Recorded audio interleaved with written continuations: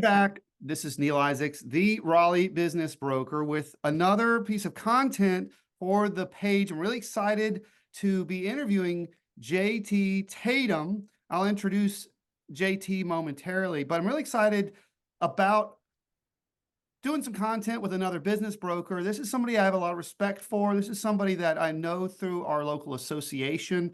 He's with Transworld Business Advisors. Let me tell you a little bit about JT. JT is president and lead advisor for Transworld Business Advisors, upstate South Carolina and Asheville.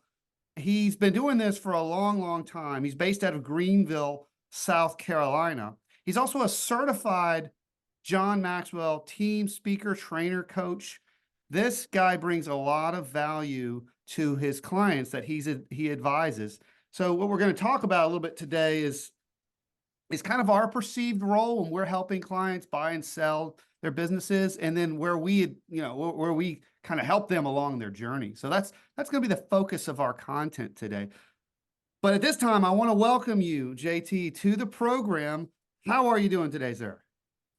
I'm great, Neal. I'm great. Thanks for having me. I appreciate you giving me a little bit of an intro there. I do want to add 2 or 3 pieces of critical info. I like to do this because married for almost 40 years. Yeah. 40 years this year, as a matter of fact.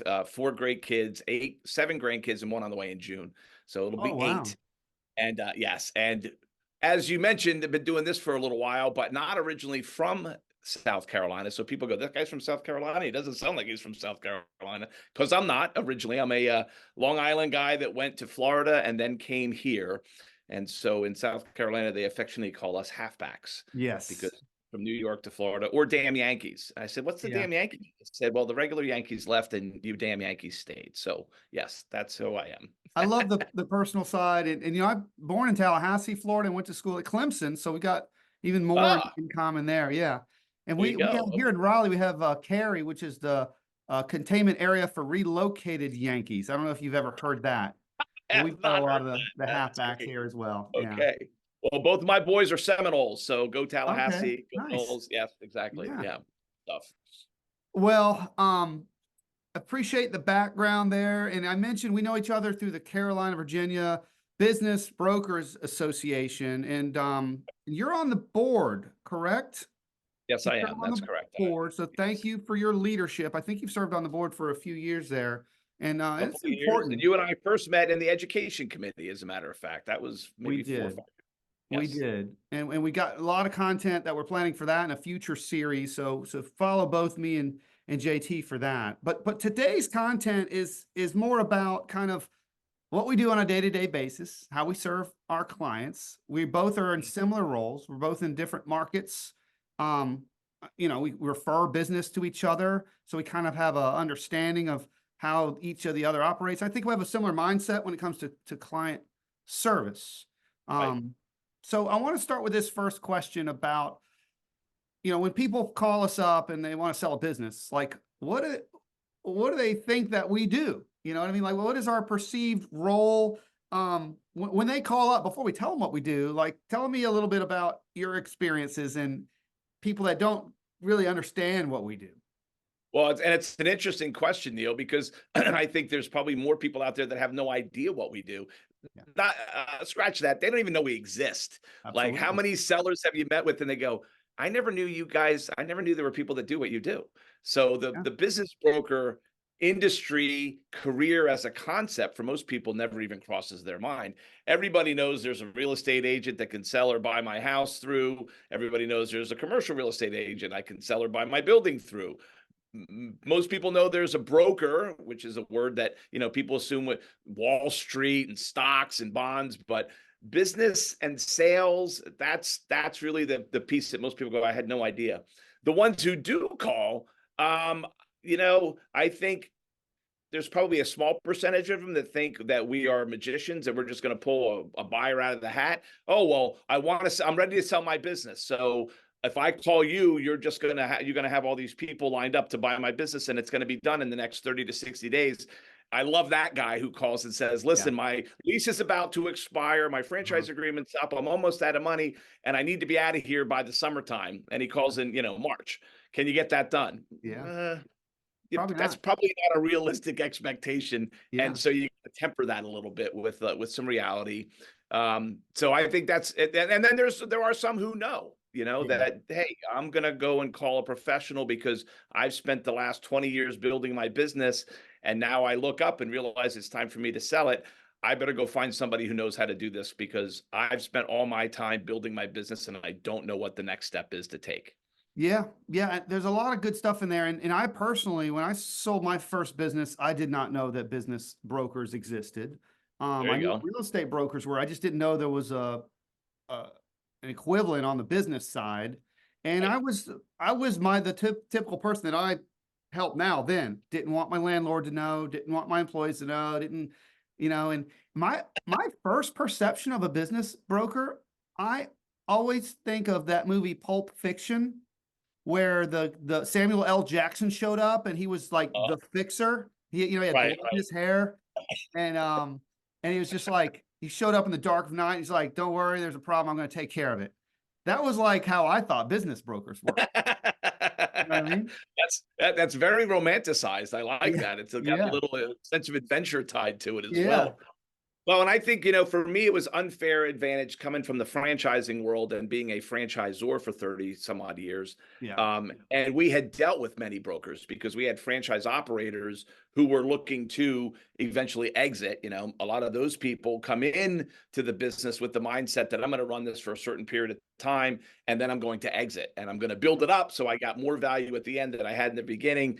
I'm going to need somebody to help me do that. And in the franchising world, brokers are they were a lot more common in my space than maybe the average business owner would encounter until they need us. So, yeah, and that planning ahead, the research, IBBA's research indicates 75% of owners do no planning, especially right. for small businesses. The bigger businesses with hundreds of employees, they kind of have to do some exit planning because it's not just about them anymore. But yeah, Right. those people that are planning ahead are in the minority, unfortunately. And The small minority. That's true. Yeah. as much as I want that guy or girl to come in and say, I'm ready to sell now, I like the folks that come in and say, I'm 2 years out or I'm 5 years Right. out. What do I Right. need to do now? And I think we're going to kind of come back to that in a little bit. But yeah, our perceived role is I always start with we're like a real estate broker, but business brokers do it confidentially. You know what I mean? Yes. And it's very different, in real estate, you're selling the box and Yeah. maybe the dirt that the box is on. Here, we're selling the box and all the stuff in the box and the people in the box Yeah. and the financials that go along with it. There's just a lot more moving parts on the business brokerage side. So I think the real estate is a good connection for them, an analogy to kind Yeah. of get that picture in their head. But I also want to caution them to say, but let me be clear, selling your house or your building is not the same as selling your business. There are a Absolutely not. lot of differences here. And that's why you want someone who is a business advisor, an intermediary, someone in this profession, Yeah. not just someone, I got a real estate license, I can sell your business for you. Two different animals. It's funny you use the analogy of the box because I use that in a different way. In real estate, everything fits in a little box. You got a form, you can fill out the form, everything kind of fits in, whereas everything is bespoken in a business deal. And there are That's no true. set form. There may be forms, but everything's a little bit different. And Yeah. the confidentiality piece and the fact that in real estate, you're putting people together, whereas in selling residential, at least, you're literally like keeping them apart. Like, Mr. Right. Homeowner, get out of here. We're bringing a buyer by. Whereas Right. it doesn't work that way in most. No, we want the buyer and we want the buyer to be able to talk to the seller and find Yeah, out the good, the bad, what would you do differently, all that other stuff. Real estate people don't want the seller and buyer having that conversation. yeah, It's interesting, I was thinking about it because I'm in the middle of selling my mother's townhome right now because yeah. this is part of her exit strategy. Uh-huh. And and that's very different than I've got a buyer and I'm talking to the real estate. I never talk to the buyer. Yeah. Now, when we do a transaction for one of our clients as a buyer or as a seller, once we get the buyer, we're talking buyer and seller together like weekly on a Zoom call like this to say, hey, here's the next thing you got to do. Did you contact the power company? What about the credit card Yeah. processor? Do we have the lease under control? All those pieces, that takes a ton of collaboration. Yeah. And you or I, as when you go to that perception of the business broker again, we're the quarterback. We We're are the the one quarterback. running Yeah. the plays, calling the plays, and moving this ball down the field. So And I find you have to do that. You have to put them together because the buyer is seeing the opportunity and they're trying to say, could I step into this owner's shoes? And they need to understand the relationships between the owner and the employee. Owner probably handpicked those people, how that owner is making their decisions about marketing. Like they really need that face time as part of their decision-making process, part of their confidence that they can do it. Otherwise, they're going to have too much uncertainty. Yeah, that's right. And you want to make a smooth transition for both parties anyway. So that's the beginning of the relationship. And it is a relationship. You Yeah. know, 99% of these deals are not, hey, I bought it. Here's the keys. You know, congratulations. See you later. There's a training, a transition period. All those things have to happen. And so it starts with good relationship up front. And back to perceived roles of our clients initially, I think that they do think it's like, here's the keys, here's the cash, coffee makers over there, see ya. Most of them know like it's going to take more than that, but I think a lot of them don't think about deal terms. It's very kind of black and white. Like I own it now, and then tomorrow someone else owns. I think that is kind of where it starts in their head. So we're educators. We do a lot of this is how this typically goes down. Yeah. So there's and I think that's good too, because to your point, when they come to you in the beginning, most of the people that I work with have never worked with an intermediary or an advisor before. So they're well aware that they don't know. Yeah. And they're looking to us to say, you know, I don't know. I don't know how much I should ask for it. I don't know how much it's worth. I don't know how much training I should provide. I don't know how long should my non-compete be. I don't know what I should leave behind. They just don't know. And that's no fault of theirs. They haven't had to know up until this point. So they need a professional on their side who does. Most of them are first-time sellers. Most owners have not sold. Some of them are serial entrepreneurs. And I love working with the person who's already bought or already sold because they kind of know, they're kind of been down this road before and they know what to expect. But most of them have not. So our role is very much educator, very much emotional guidance, very much matchmaker. But I want to get to what we don't do. Are we attorneys, JT? Are we? No, I do not. No, I Do you don't practice law? I always say I'm not an attorney and I don't play one on TV. Okay. So Yeah. I'm not an attorney. I'm not an accountant. I'm not a wealth manager. I'm not a tax advisor. Those are not what I am. Those are there. And you should have those professionals on your team, but I'm not that guy. Yeah. Yeah. And and quite often we will refer, we call them our preferred partners. We'll never tell someone who they have to use, but we do know that the ones that we work with, there's a higher closing probability if we've done deals with them before, mainly the business attorney I'm talking about. That's true. That's right. Yes. So we're advising. A lot of times we'll follow our advice on the attorneys, but if they have their own attorneys, then we'll work with them if they're business attorneys. Sure. And you know, I think that's a good point, Neal. Like we have a list of advisors, probably like you do, and I say to them, look, you can choose anybody you want. You don't have to choose anybody from this list. But I know these are people who have successfully managed transactions for clients in the past. What I don't want is your friend's brother whose uncle is a divorce attorney in Venezuela. I don't want him because he doesn't know what we're doing here. I don't want family law. I just finished the deal where the attorney for the seller, who was a personal friend of theirs and could handle some business transactions, I found out halfway through the deal, he's really a criminal law litigator. Yeah. That's not, we got the deal done. It finished okay, but there were some bumps in the road along the way because the guy was always in court. You couldn't get him on the phone to work through issues because I'm in a trial. I can't call you for 3 days. Oh, geez, that's not going to work. I've been there 100%. Yeah. The guy that got you off your DUI, you never want to hear that. Oh, this guy's great. He handled my divorce. He got me out of this. It's like, okay, we're talking business attorney here. Totally different. Different game. Different game. Yeah. And back to, they came to us for a reason because they know that we're professionals and they know we've done this before. We want them to have the same caliber of legal advice on their team. When we're not going to, if we cannot do the legal piece, we need someone that has done that before. Yeah, that's right. That's right. So again, you're educating them there, that these are the people that you're going to want on your deal team. It's not just going to be me. Yeah. And to go back to your earlier analogy on the real estate side, look, if you go and you're going to buy a house, your real estate agent is not the one that's going to be the title agent, and they're not Yeah. going to close you. And there's a whole separate group of people that are going to take that part of the ball and run with it once you get to that stage. So same thing Yeah. for us. Now, one thing I will point out, staying on this legal side, is JT, you and I work on a success fee, right? So we're not billing by the hour. So while Correct. we can't do legal stuff, we can do as much as we can, including in our success fee, to hopefully save them money on legal fees. And I'm always saying, hey, where are we stuck? What can I do? Do I need to, sometimes we have the attorney call and nudge the landlord because landlords may be more responsive, but I can call and nudge the landlord for free, and that won't bill by the hour. So I'm always looking at who's on the team.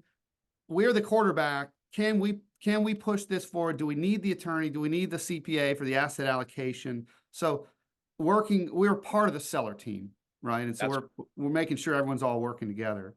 That's right. It's a good way to look at it.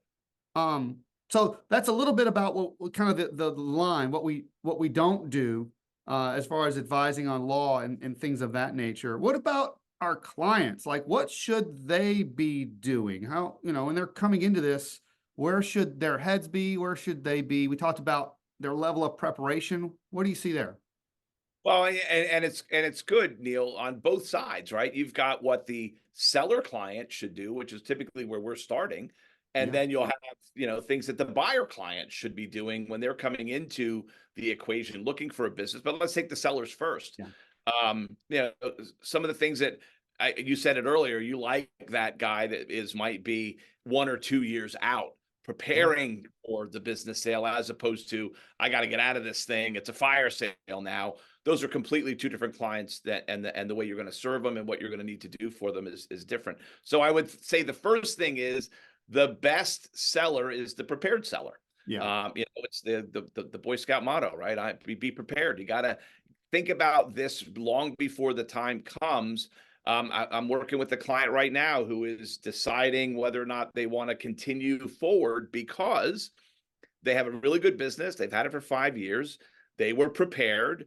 It took them several months to get to the point where they were even ready to start having the discussions. Then we did a valuation for them. Then we waited a little bit more until, about a year into the conversation, it's like, okay, I think I'm ready. Now we put it into the market.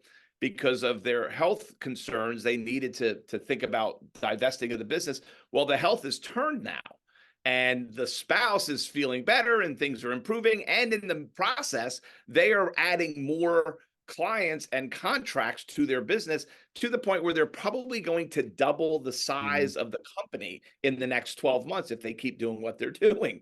Yeah. So sometimes it's the preparation also includes for the seller, what's your expectation of what you're going to want for this thing? Yeah. Because we're going to go through that process of valuing it with you and thinking about all the expenses and the assets and the revenue and the profit and come up with this number. And you may go, great, that's exactly what I was looking for. You may go, geez, I was kind of hoping. And so there might be another step that you need to take a little bit more time to get the value up to what you're looking to walk away. Yeah. Very often. Yeah. It is pretty common that owners want more than what we call the most probable sales price, and that's okay. Going through the valuation process typically is an eye-opening experience for them, and sometimes they'll learn, if you want to be here, we need this number to be up here. And they may choose to go back and work harder and push this down the road. But that's the beauty of entrepreneurship. It's up to them. They make that decision. That's right. That's right. And so, but the preparation of deciding when the time is going to be right, and the whole point of me telling you that story is because I'm saying to them, listen, the time to sell is when things are going really good. Yeah. Okay. It's not when they start going the other way. And the fact that your spouse has had some health issues, and even though they're feeling these future, well, we hope they stay, healthy for the next 20 or 30 years. But if they don't, and you take your foot off the brake or the gas, then you may wind up getting less than you on the gas, keep building it, Yeah. but bring it to market, because the time to sell is when it's going this direction, not here, and certainly not when it's going that way. 100%. 100%. And people aren't thinking about selling when things are good. Oh, no. No. So back to our role as an educator, like if you're thinking about it now, one thing we don't see is people have problems that miraculously go away. Like problems tend to get worse, not better. Yeah, that's true. And we work with people for years, and sometimes they don't sell with us, but we always find out that we usually hear the end of the story, like, oh yeah, they ended up going out of business, or oh yeah, they did sell, but not for what they wanted. Which is such a shame, because you could have gotten it when you were at the height, or you went out of business and you lost. Yeah. You know, look, if you spent any time, effort, and energy building it, don't go out and get nothing. Yeah, you don't, that's a mistake, you know, and don't go out where you wind up leveraging or winding up with some liability you're going to carry with you. I mean, there are sometimes you sell really small or Main Street businesses, and the whole gist of it is the seller wants to get out because they don't want the liability of the lease anymore. Yeah. And if I could just get you out from underneath the lease, or like, I'm good with that. Just get me out. Now, that's not the average guy. The average guy wants to make money on his transaction. But the seller also has to remember, from the time they started until the time they sold, if they're running a good business, they look at it and go, well, you're telling me I'm only going to get this when I sell it? I've had it for 10 years. Yes, but you've earned money every year for 10 years, plus what you're going to get at the end. Yeah. Make that part of your calculation, not just this final number over here. Don't forget you got paid along the way. I mean, and you've enjoyed the freedom of being an entrepreneur, and you have something to sell. That's the beautiful thing. If you're a W-2 employee and you quit, you're done. But this is a situation where you may have something to sell. Exactly. So what should our clients do? They got to keep their foot on the gas. I heard you say that. And they got to prepare. Yes. They got to prepare. They got to get ready. And then once they list the business, they're not done. No. Quick No, story. They signed the agreement. Okay, now just sell it for me. I'm just going to sit back and wait. Oh, no. You got to keep running it. I had one close last year, and it took a little bit longer. It was probably a 13-month, and you know the industry average is 6 to 9. So this one took a little bit longer. But this owner, he was just done. And I remember but he'd hired another broker, didn't work out, renewed. And so I got him 2 years in. I was the third year. So anyway, but he was past the point of wanting to sell. And I booked the first buyer seller meeting, right? So we'd listed, we had a confidential business review, we had buyers signing NDAs and looking at it. And one buyer said, I want to meet him. And I said, show me the money. And he showed me the money. And I said, Mr. Owner, we're going to have our first buyer seller meeting. And he said, great. Can I let my team go? And I'm like, no. Ooh. We're on step 4 of 20. Keep your foot on the gas. But he was so ready that amount of good news for him was like, are we done yet? So back to educating. I needed to do a little more educating because we had many more steps. We got it sold. It worked out. But I look back and chuckle about how he was ready to, he's like, I'm done here. We got somebody that's going to meet with me. So, I'm going to move. Yeah, he's already on the beach sipping Mai Tais. That's right. He's got his feet in the sand. So yeah, that might take a little longer than that. But so I think you go back, they got to prepare. Number one, I think number two, they should do some research. They should understand what this process looks like, because let's take your guy there. He gets to the point where he's got an offer in hand, or he's got that first conversation. Now we get an offer in hand. And I tell all the sellers, look, once your offer's in hand, you got 2 full-time jobs now. You got the job of running your business, and you got the job of let's make sure we get everything that we need from now until close. And that's going to require a lot of your time. Don't book a vacation. Don't plan a wedding, especially as we get closer to closing. Do not do any of those things, because you're going to need an inordinate amount of time. It'll come to an end, but you're going to need an inordinate amount of time to make sure that this thing crosses the line. Yeah.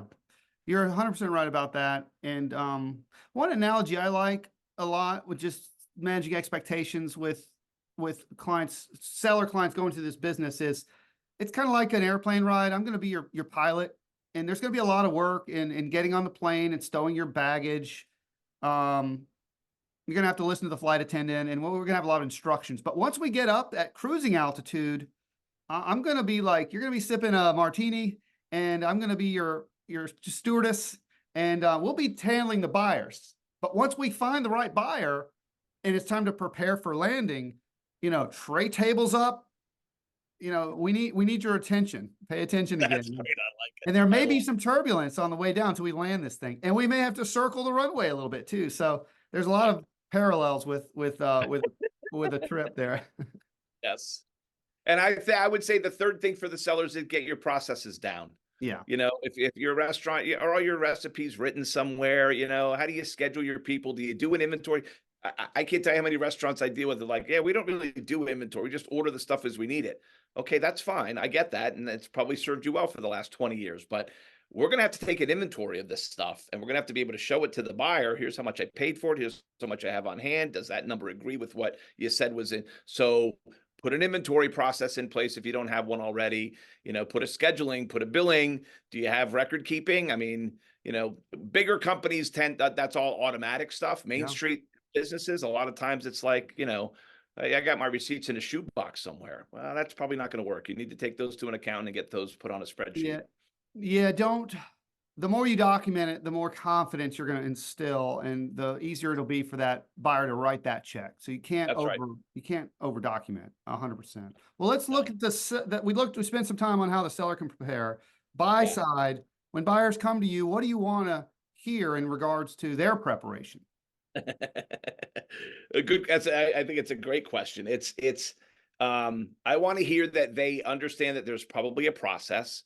Number one. Okay. And most of them, by the time they get to the second or third listing that they found online somewhere, understand I got to sign an NDA. So that I'm willing to sign an NDA. Well, that's good. That's good on your part that you're willing, because you're going to need to do that. You're not going to get very far. But you have to have some financials prepared. Do you have a personal financial statement? Where's the money coming from? Because at some point in the stage, some stage of the game, you're going to have to show that to a person if you want to find out more information about the business at hand.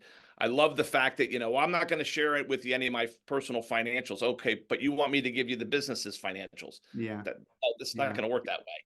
So, if you were going in to buy a Maserati, you'd have to show the guy you got money before he lets you go test drive it. If you want to go buy a house, you got to have a letter of, from the bank. You got to be pre-approved, et cetera, et cetera. So those are pretty typical, I think. And don't be a tire kicker. I mean, if you're gonna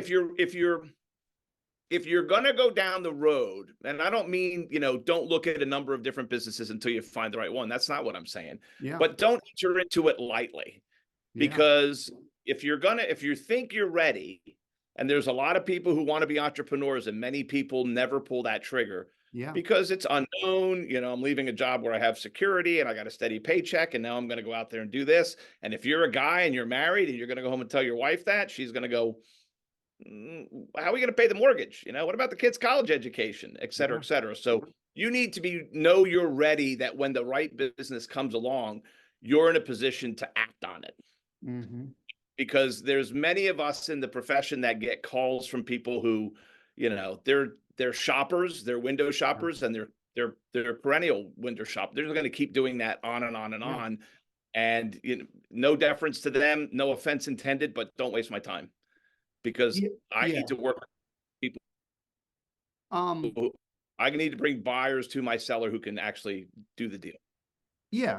So another analogy: we're cooks in the kitchen, and we've got the stove running, and we're moving pots from the front burner to the back burner. And the guy or girl who calls in, and we look at their file, and they've inquired about 20 businesses, and they haven't returned calls after they get the book, we put them on the back burner, right? Or someone else calls in, it's the very first business they've inquired about, and they're laser focused on that business because it's exactly what they've been looking for. They have the money prepared, and they have the experience. We put them right up front, and that's who we get excited about, and that's who we choose to spend our time with, because we want to, in most cases, we represent the seller. We want the seller to know this one is probably the one.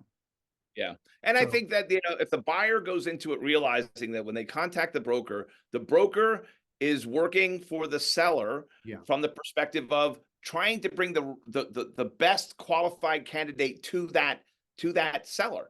Yeah. So as the buyer, your job is to convince us as much as possible that you're the right guy. Yeah. It shouldn't be the other way around. You know, sometimes you'll get a buyer and they're like, well, I'm going to do it this way. I'm not willing to sign that. And you're going to send me this. And all due respect, appreciate that, but that's not the process. Here's how the process works. If you want to work that way, I can help you. If you don't, you want to be in the driver's seat, I respect that, but you got to go drive a different car because this is not going to, it's not going to work Seller that way. hired us to keep away the riffraff in some regards. Right. Yeah. And one more, since we're giving buyers free advice here, I always appreciate the buyers who approach it from a business perspective. They want to make money, right? We all want to make money. But when they are interfacing with the business owner, they're very respectful about the qualitative piece. You know, they're respectful to the seller. They're leading from a passion. If you have a buyer owner meeting and you say, hey, this thing makes money, I don't care what it is, I want to make money, that's not going to get you very far, as opposed to, you know, this is something I care about. I love what you've built, Mr. and Mrs. Seller. I'm going to continue your legacy. I love when people bring that human element into these deals, because it's a respect. It's a respect coming at it from a position of respect. You're seeing what somebody has built, and you know, it's like anybody else. You see enough buyers and sellers. You do enough of these buyer and seller meetings, but we can usually head that off before we get to the buyer seller meeting. But it's super evident if someone's just trying to make some money versus like really find the right fit, and the money is a part of the equation. Right. No, that's right. Look, at the end of the day, the seller, if they've had the business for a while, this is like seeing their child get married.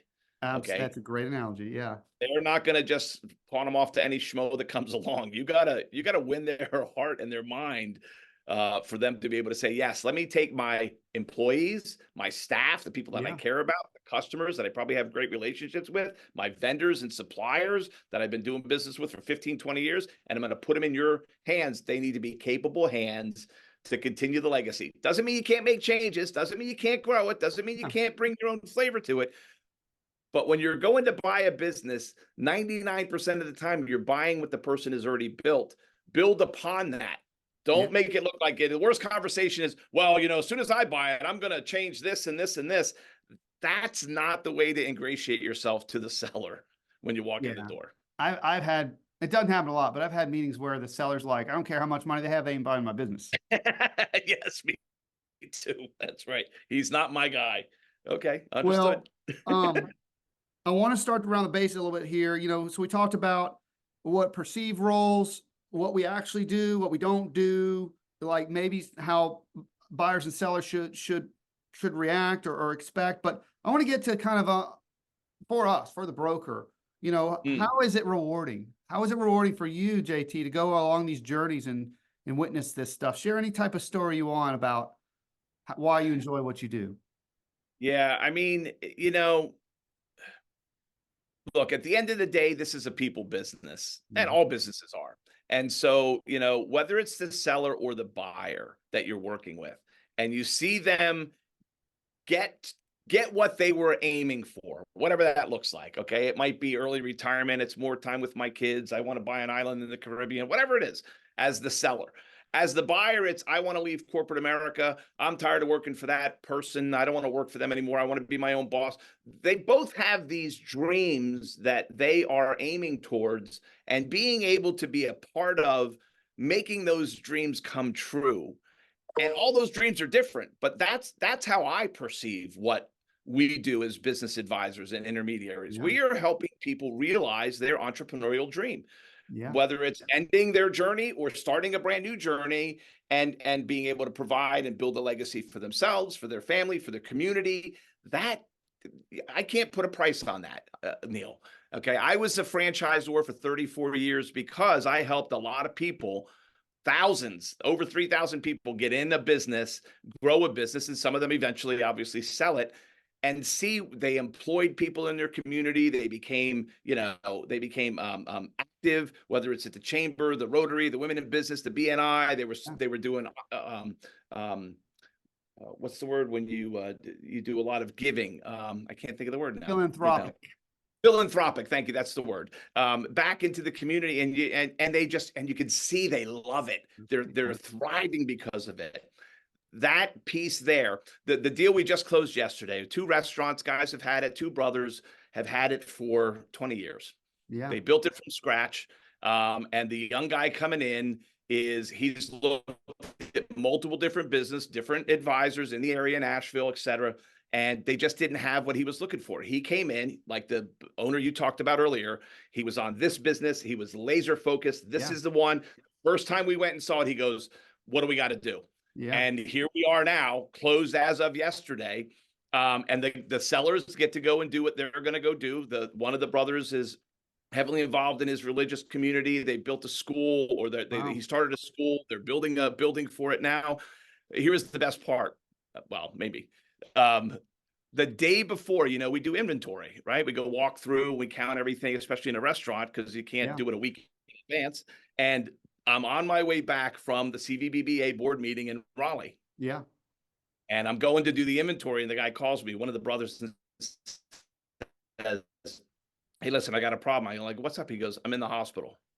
I go, "What do you mean you're in the hospital?" He's like, "Well, I got something going on. I went away for a wedding this weekend. I come back. I don't know what it is, but they admitted me, and they're going to do a CT scan, blah, blah, blah." So long story short, before I get to the end, is he's okay.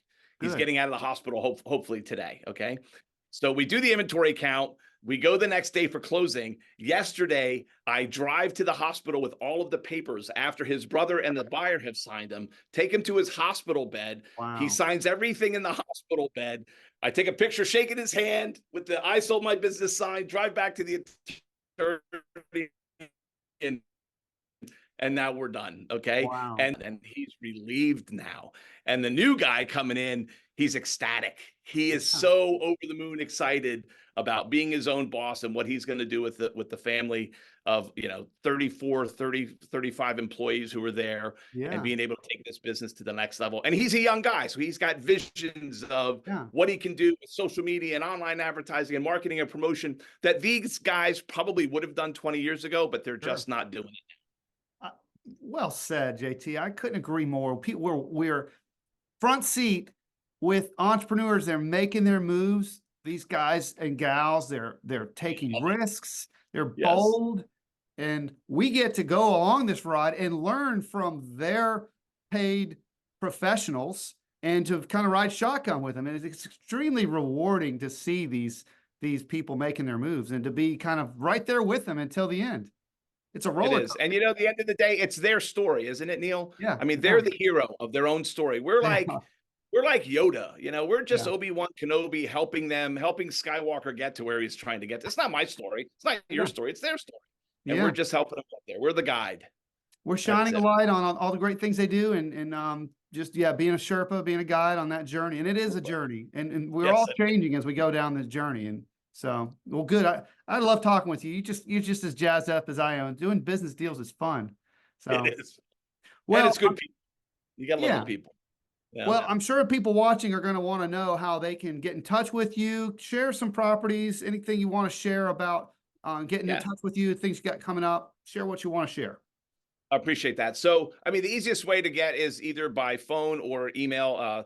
The direct number for me would be 864-315-8998.